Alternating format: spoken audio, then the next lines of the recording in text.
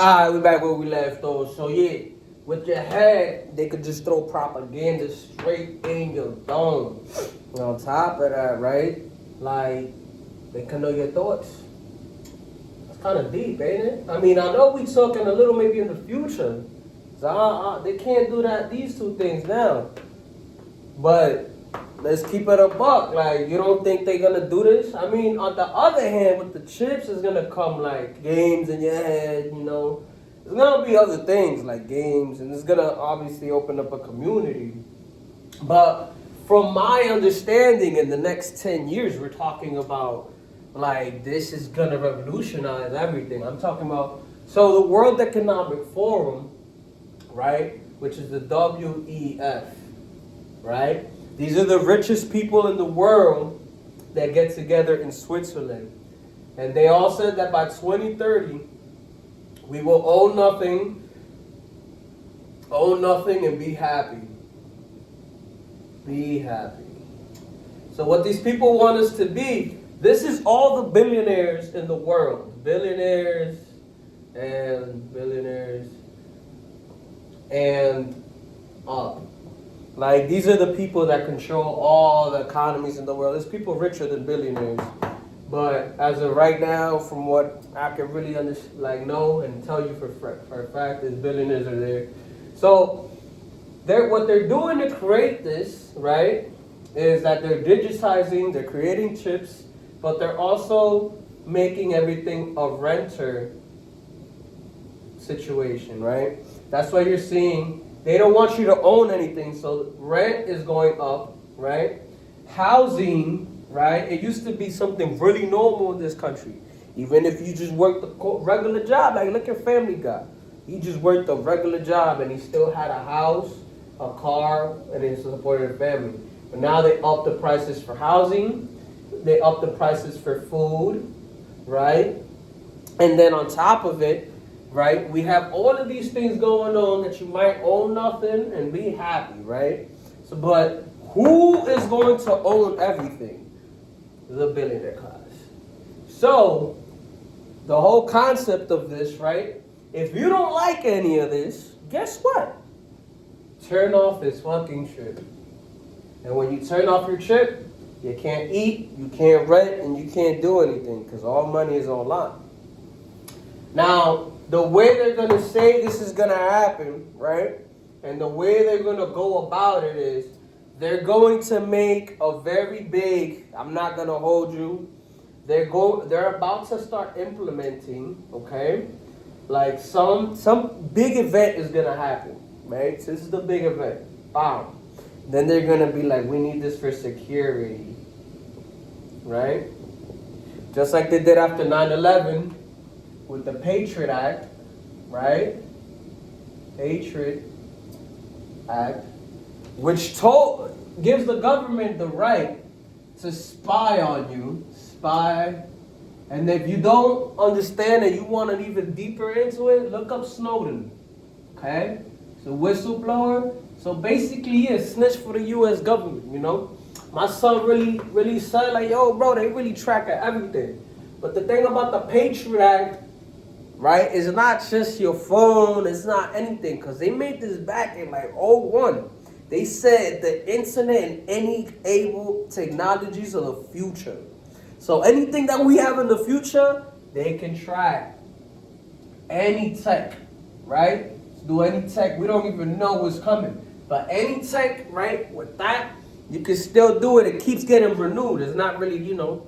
So what happens with security? We're going to go back into this. You see how they did that with 9/11. Whether you believe 9/11 was real or not, regardless, it increased our spy network and increased the CIA's power and Central Intelligence and the military's power against the whole world as well.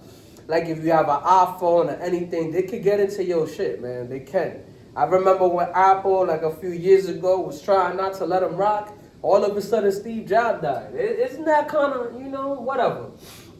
Anywho, so we're talking about they're going to have an event and say it's going to be for security, but then they're going to slowly implement it easily at first, and they're going to give you benefits if you're the first ones But once a lot of like the population, it's kind of like Apple Pay, right?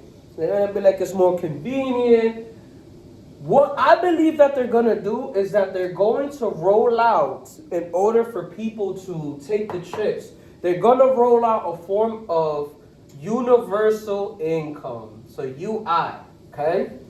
And I'm gonna be honest with y'all, I don't think it's going to be a crazy amount, but I'm gonna be real. I think because of all AI, right? So AI is coming, right? Y'all already see ChatGPT. And a lot of jobs are being disrupted, specifically jobs that my generation was trained in doing, and the generation before me and that one as well, which has been college-oriented, white-collar jobs, okay? Blue-collar jobs are safe for the next 50 years, but we already have robots. They coming for that too. So with AI taking all jobs, right, we're going to see unemployment go up. Unemployment, skyrocket, right? And once we see unemployment skyrocket, that's going to become a really big issue for the government, because they're going to, like, basically when unemployment's pretty high, actually that's probably how it would happen, the security issue. When unemployment's high, people turn into crime and all that, and high key, a lot of things, like I said earlier, they're going to make money, in my last video, they're going to make money by people going to jail, but they're also going to make money by, like paying these people very low money if they want to work. And you know what I mean? They own everything, so they're going to get everything. If you honestly look up BlackRock and Vanguard, okay? These are the two biggest investor groups, okay?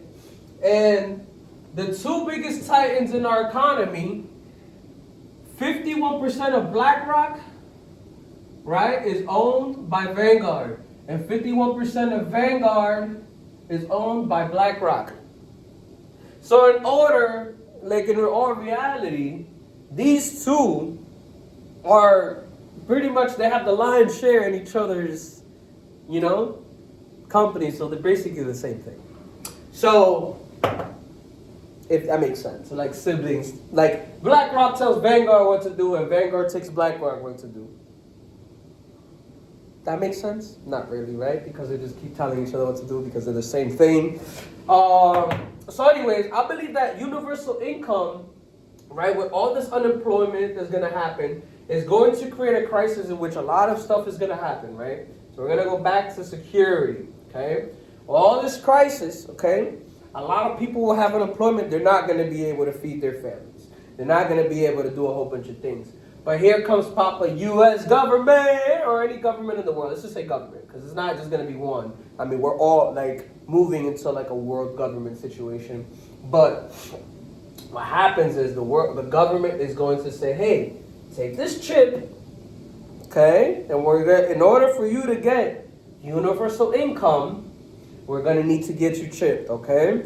And the reason why is because, we need to have you in the database. As we're going to probably have you do like community service or something, right? They need to track while you're eating. They're going to start off with, oh, we just need to track your health. And they're probably going to say, they're going to talk about health, right? Like, oh, we're going to track your health. Obviously, there will be health benefits, but there will also, be health. I'd say, they're going to give you universal income. I'd say anywhere from the range of 2 to 4K a month. Okay?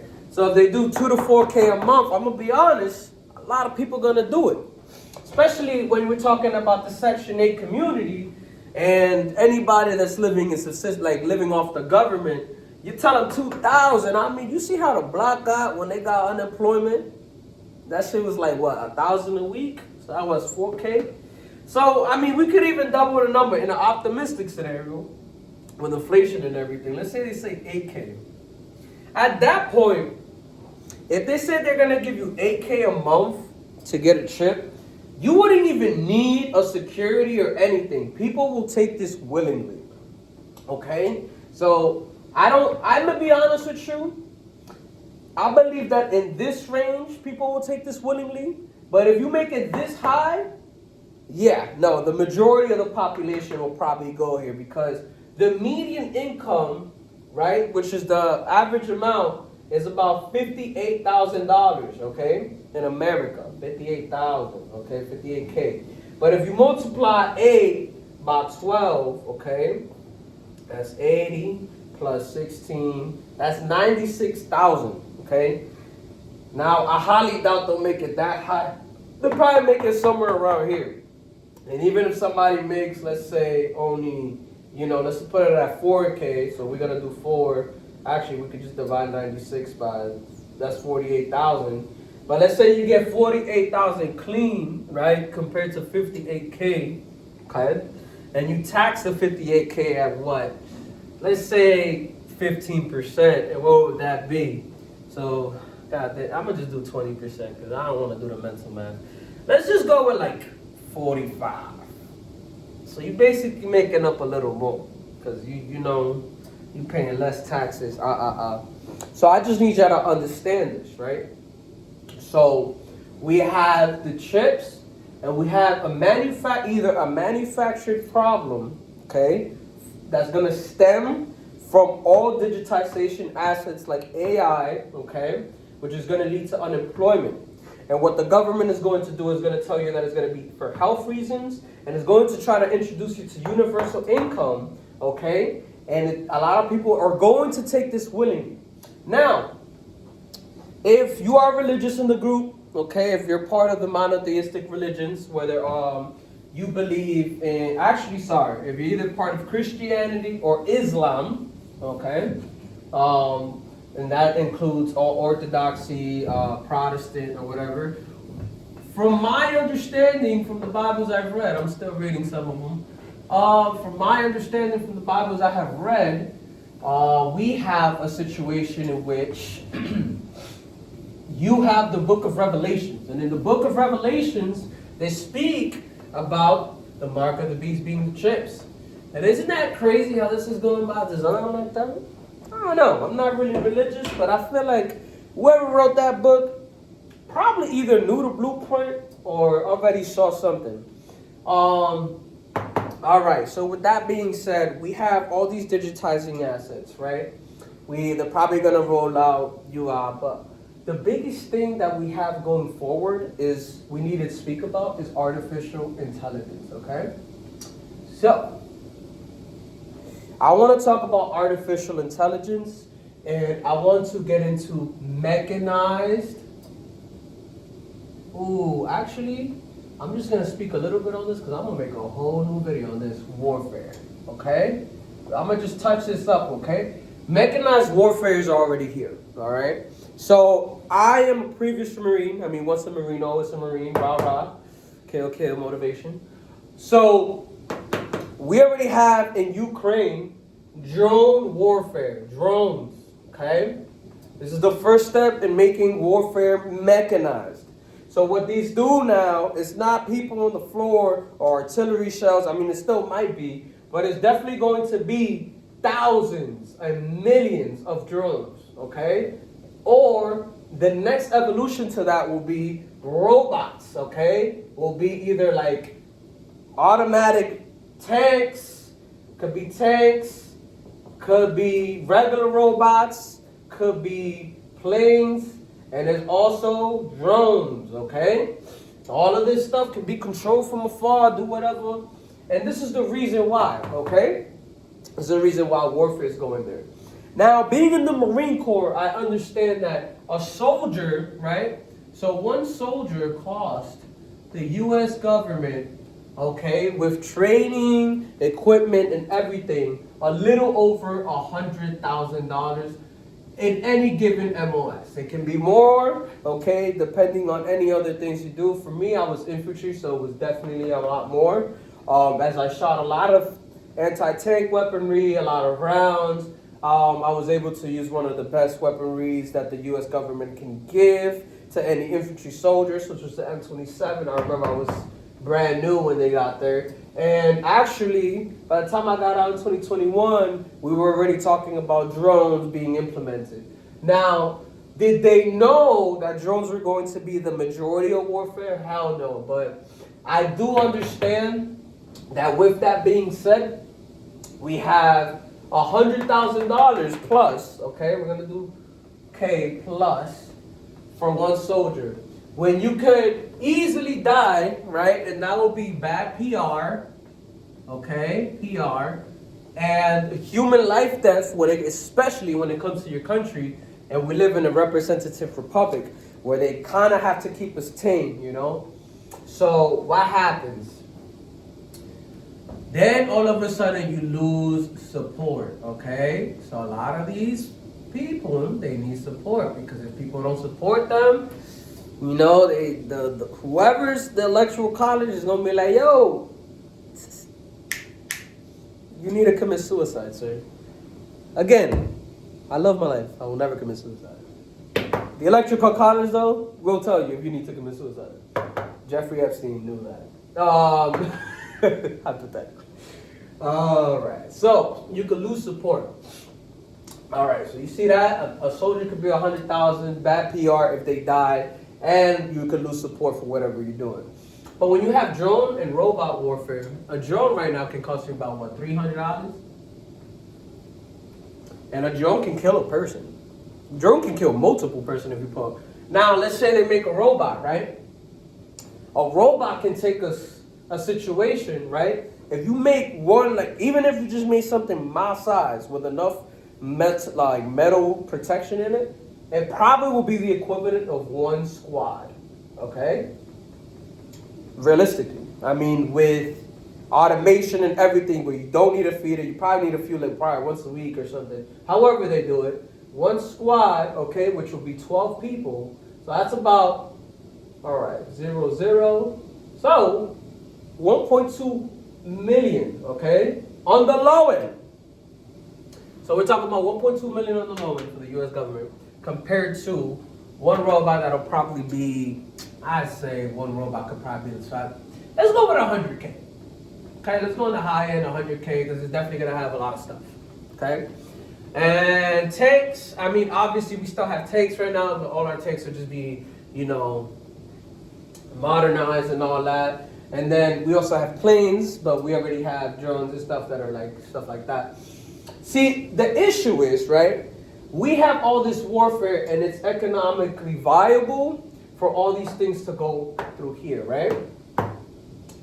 This is the big issue that I'm seeing, okay? All of this is giving more and more capability and power, okay, over mechanized and remote controlled things that are going to be on fiber optic networks, okay? And on Wi-Fi, okay? With chips, all right? On top of you having a chip. Now, we're talking about artificial intelligence here, okay? Now, artificial intelligence already has surpassed humanity. All right, we're going to deal with something that's going to be so hyper intelligent that we are not even going to understand it. Now, I want you to remember what happened when Columbus came to the Americas, okay? People got wiped out because, honestly, they had better weaponry and everything, and that wasn't even that big of a skill gap. Now, when we're talking about something that in intelligence is about, you know, the equivalent of 1 million people in one, and then they all work in synchronicity together, and they could all have access to all our military weaponry, okay? All our military weaponry that is much more effective at killing us than we are. That's kind of a recipe for any dystopian movie. So, with that being said, realistically, to take these things down, you could say EMP, you could say a lot of things, but it's not looking pretty. It's looking pretty grits for us. But with that being said, digitization is not something to be super scared of. I mean, it can be. This is just what I expect is going to happen. I think by 2050, we'll see something. Either a government fall or the world may fall. Who knows? AI can be a thing. Maybe we've been in a cycle before, because I ain't gonna lie, like a lot of the shit that's been said has been, you know, done again. But yeah, I love that I am able to teach you guys this. But with everything being said, man, just live life, love life, be the best you can be, and keep grinding. Don't let this online stuff get to you, because at the end of the day, being online is just temporary, man. Be real life, enjoy your life, breathe air, and understand that you could only do what you can do, but you need to be aware so you can move the pieces right. So knowing all of this, you know what I mean? Maybe you could invest in drones. Maybe you could invest in tanks and planes. Listen, at the end of the day, you making some money. You getting out the click yourself, and maybe you could do something. Maybe you could just leave the country and be better. Who knows? Anywho, I'll be easy. Take care.